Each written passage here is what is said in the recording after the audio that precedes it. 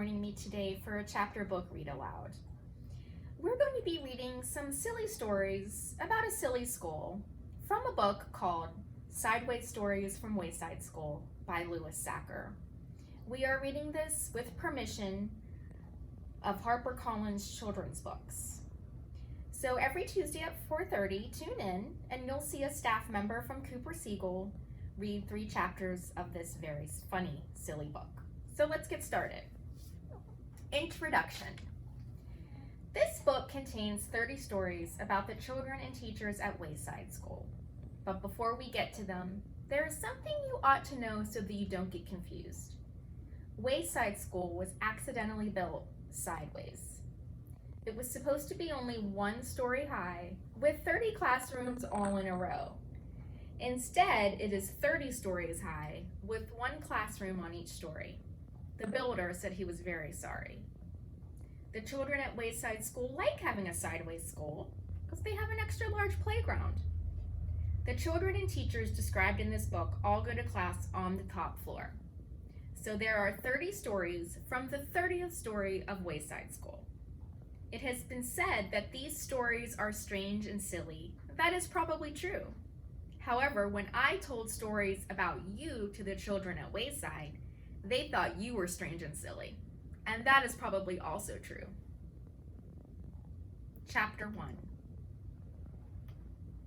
Mrs. Gorf. Mrs. Gorf had a long tongue and pointed ears. She was the meanest teacher in Wayside School. She taught the class on the 30th story. If you children are bad, she warned, or if you answer a problem wrong, I'll wiggle my ears, stick out my tongue, and turn you into apples. Mrs. Gorf didn't like children, but she loved apples. Joe couldn't add. He couldn't even count. But he knew that if he answered a problem wrong, he would be turned into an apple. So he copied from John. He didn't like to cheat, but Mrs. Gorf had never taught him how to add. One day, Mrs. Gorf caught Joe copying John's paper. She wiggled her ears, first her right one, then her left, stuck out her tongue, and turned Joe into an apple. And then she turned John into an apple for letting Joe cheat. Hey, that isn't fair, said Todd. John was only trying to help a friend. Mrs. Gorf wiggled her ears, first her right one, then her left, stuck out her tongue, and turned Todd into an apple. Does anybody else have an opinion? She asked. She's a really mean teacher, huh? Nobody said a word. Mrs. Gorf laughed and placed the 3 apples on her desk. Stephen started to cry. He couldn't help it. He was scared. I do not allow crying in the classroom, said Mrs. Gorf. She wiggled her ears, first her right one, then her left, stuck out her tongue, and turned Stephen into an apple. For the rest of the day, the children were absolutely quiet, and when they went home, they were too scared even to talk to their parents. But Joe, John, Todd, and Stephen couldn't go home. Mrs. Gorf just left them on her desk. They were able to talk to each other, but they didn't have much to say. Their parents were very worried. They didn't know where their children were. Nobody seemed to know. The next day, Kathy was late for school. As soon as she walked in, Mrs. Gorf turned her into an apple. Paul sneezed during class, and he was turned into an apple. Nancy said, "God bless you," when Paul sneezed, and Mrs. Gorf wiggled her ears, first her right one, then her left, stuck out her tongue, and turned Nancy into an apple. Terrence fell out of his chair. He was turned into an apple. Uh-oh, there's not going to be any kids left in her class. Marisha tried to run away, and she was halfway to the door as Mrs. Gorf's right ear began to wiggle. When she reached the door, Mrs. Gorf's left ear began to wiggle. Marisha opened the door and had 1 foot outside when Mrs. Gorf stuck out her tongue. Marisha became an apple. Mrs. Gorf picked up the apple from the floor and put it on her desk with the others. Then a funny thing happened.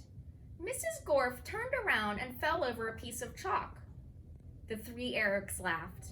They were turned into apples. Mrs. Gorf had 12 apples on her desk. Joe, John, Todd, Stephen, Kathy, Paul, Nancy, Terrence, Marisha, and the 3 Erics: Eric Fry, Eric Brown, and Eric Ovens. Lewis, the art teacher, walked into the classroom. He had missed the children at recess. He had heard that Mrs. Gorf was a mean teacher. So he came up to investigate. He saw the 12 apples on Mrs. Gorf's desk. I must be wrong, he thought. She must be a good teacher if so many students bring her apples. He walked back down to the playground. The next day, a dozen more children were turned into apples. Lewis, the art teacher, came back into the room. He saw 24 apples on Mrs. Gorf's desk. There were only 3 children left in the class. She must be the best teacher in the world, he thought. By the end of the week, all of the children were apples. Mrs. Gorf was very happy. Now I can go home, she said. I don't have to teach anymore. I won't have to walk up 30 flights of stairs ever again. You're not going anywhere, shouted Todd. He jumped off the desk and bopped Mrs. Gorf right on the nose. The rest of the apples followed.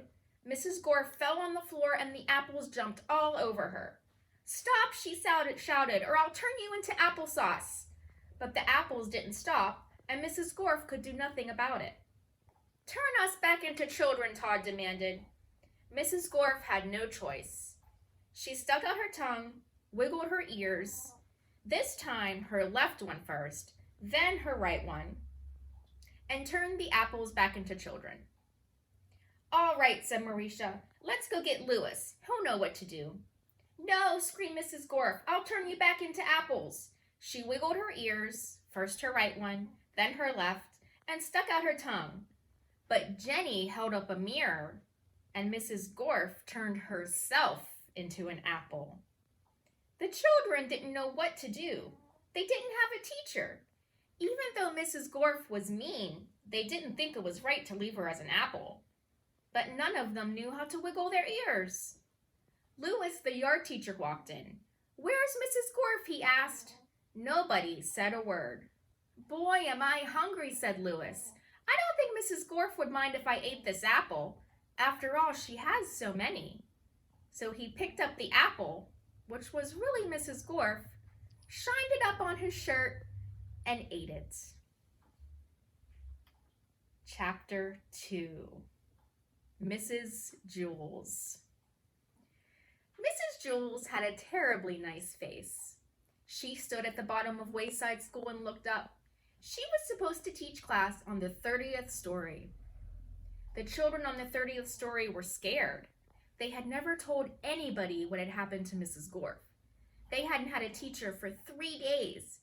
They were afraid of what their new teacher would be like. They had heard she'd be a terribly nice teacher. And they've never had a nice teacher. They were terribly afraid of nice teachers. Mrs. Jules walked up the winding, creaking staircase to the 30th story. She was also afraid. She was afraid of the children. She had heard that they would be horribly cute children. And she had never taught cute children. She was horribly afraid of cute children. She opened the door to the classroom. She was terribly nice. The children could tell just by looking at her. Mrs. Jules looked at the children. They were horribly cute. In fact, they were much too cute to be children. I don't believe it, said Mrs. Jules. It's a room full of monkeys. The children looked at each other.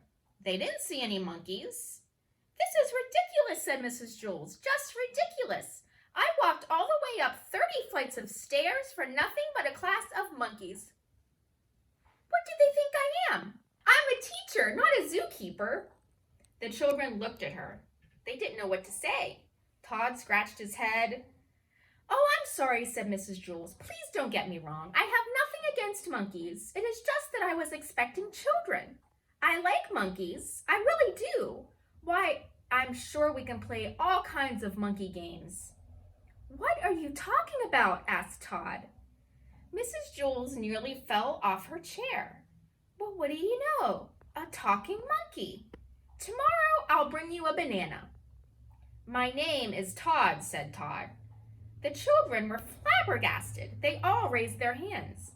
I'm sorry, said Mrs. Jules, but I don't have enough bananas for all of you. I didn't expect this. Next week, I'll bring in a whole bushel. I don't want a banana, said Calvin. I'm not a monkey. Would you like a peanut? Asked Mrs. Jules. I think I might have a bag of peanuts in my purse. Wait a second, here it is. Thanks, said Calvin. Calvin liked peanuts. Allison stood up. I'm not a monkey, she said. I'm a girl. My name is Allison, and so is everybody else.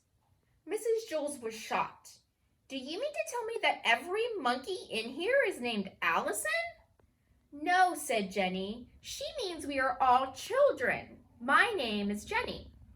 No, said Mrs. Jules. You're much too cute to be children. Jason raised his hands.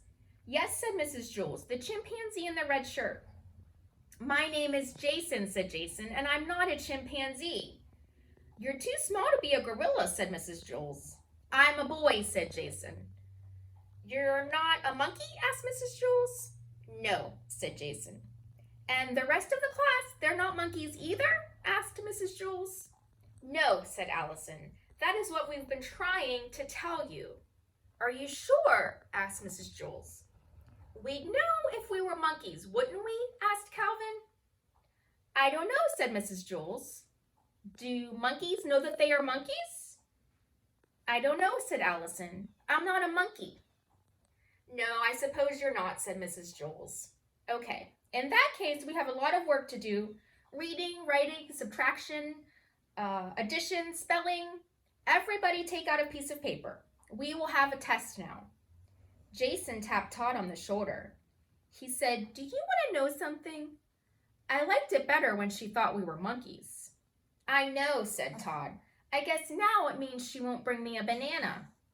There will be no talking in class, said Mrs. Jules, and she wrote Todd's name on the blackboard under the word discipline. Chapter 3. Joe. Joe had curly hair, but he didn't know how much hair he had. He couldn't count that high. In fact, he couldn't count at all. When all of the other children went to recess, Mrs. Jules told Joe to wait inside. Joe, she said, how much hair do you have? Joe shrugged his shoulders. A lot, he answered. But how much, Joe? Asked Mrs. Jules. Enough to cover my head, Joe answered. Joe, you are going to have to learn how to count, said Mrs. Jules. But Mrs. Jules, I already know how to count, said Joe. Let me go to recess. First, count to 10, said Mrs. Jules. So Joe counted to 10. 6, 8, 12, 1, 5, 2, 7, 11, 3, 10. No, Joe, that is wrong, said Mrs. Jules. No, it isn't, said Joe. I counted until I got to 10. But you were wrong, said Mrs. Jules. I'll prove it to you. She put 5 pencils on her desk. How many pencils do we have here, Joe? Joe counted the pencils. 4, 6, 1, 9, 5. There are 5 pencils, Mrs. Jules. That's wrong, said Mrs. Jules. How many pencils are there? Asked Joe. 5, said Mrs. Jules. That's what I said Joe. May I go to recess now? No, said Mrs. Jules. You got the right answer, but you counted the wrong way. You were just lucky. She set 8 potatoes on her desk. How many potatoes, Joe? Joe counted the potatoes. 7, 5, 3, 1, 2, 4, 6, 8. There are 8 potatoes, Mrs. Jules. No, there are 8, said Mrs. Jules. But that's what I said Joe. May I go to recess now? No, you got the right answer, but you counted the wrong way again. She put 3 books on her desk. Count the books, Joe. Joe counted the books. 1,000, 1,000,000, 3. 3, Mrs. Jules. Correct, said Mrs. Jules. May I go to recess now? Joe asked. No, said Mrs. Jules. May I have a potato? Asked Joe. No, listen to me. 1, 2, 3, 4, 5, 6, 7, 8, 9, 10, said Mrs. Jules. Now you say it. 1, 2, 3, 4, 5, 6, 7, 8, 9, 10, said Joe. Very good, said Mrs. Jules. She put 6 erasers on her desk. Now, count the erasers, Joe, just the way I showed you. Joe counted the erasers. 1, 2, 3, 4, 5, 6, 7, 8, 9, 10. There are 10, Mrs. Jules. No, said Mrs. Jules. Didn't I count right? Asked Joe. Yes, you counted right, but you got the wrong answer, said Mrs. Jules. This doesn't make any sense, said Joe. When I count the wrong way, I get the right answer. And when I count the right way, I get the wrong answer. Mrs. Jules hit her head against the wall 5 times. How many times did I hit my head against the wall? She asked. 1, 2, 3, 4, 5, 6, 7, 8, 9, 10. You hit your head against the wall 10 times, Joe said. No, said Mrs. Jules. 4, 6, 1, 9, 5. You hit your head 5 times, said Joe. Mrs. Jules shook her head no and said, yes, that is right. The bell rang and all the other children came back from recess. The fresh air had made them very excited and they were laughing and shouting. Oh, darn, said Joe. Now I missed recess. Hey, Joe, where were you? Asked John. You missed a great game of kickball. I kicked a home run, said Todd. What was wrong with you, Joe? Asked Joy. Nothing, said Joe. Mrs. Jules was just trying to teach me how to count. Joy laughed. You mean you don't know how to count? Counting is easy, said Marisha. Now, said Mrs. Jules. What's easy for you may not be easy for Joe, and what's easy for Joe may not be easy for you. Nothing's easy for Joe, said Marisha. He's stupid. I can beat you up, said Joe. Try it, said Marisha. They're not being very nice, are they? That will be enough of that, said Mrs. Jules. She wrote Marisha's name on the blackboard under the word discipline. Joe put his head on his desk between the 8 potatoes and the 6 erasers. Don't feel bad, Joe, said Mrs. Jules. I just don't get it, said Joe. I'll never learn how to count. Sure you will, Joe, said Mrs. Jules. One day it will just come to you. You'll wake up one morning and suddenly you'll be able to count. Joe asked, if all I have to do is wake up, what am I going to school for? School just speeds things up, said Mrs. Jules. Without school, it might take you another 70 years before you wake up and are able to count. By that time, I may have no hair left on my head to count, said Joe. Exactly, said Mrs. Jules, and that's why you go to school. When Joe woke up the next day, he knew how to count. He had 55,006 hairs on his head, and they were all curly. And that's the first 3 chapters of Sideways Stories from Wayside School by Sachar. Tune in next Tuesday at 4:30 when Miss Megan will read chapters 4, 5, and 6. I hope you enjoyed these silly stories. Bye-bye.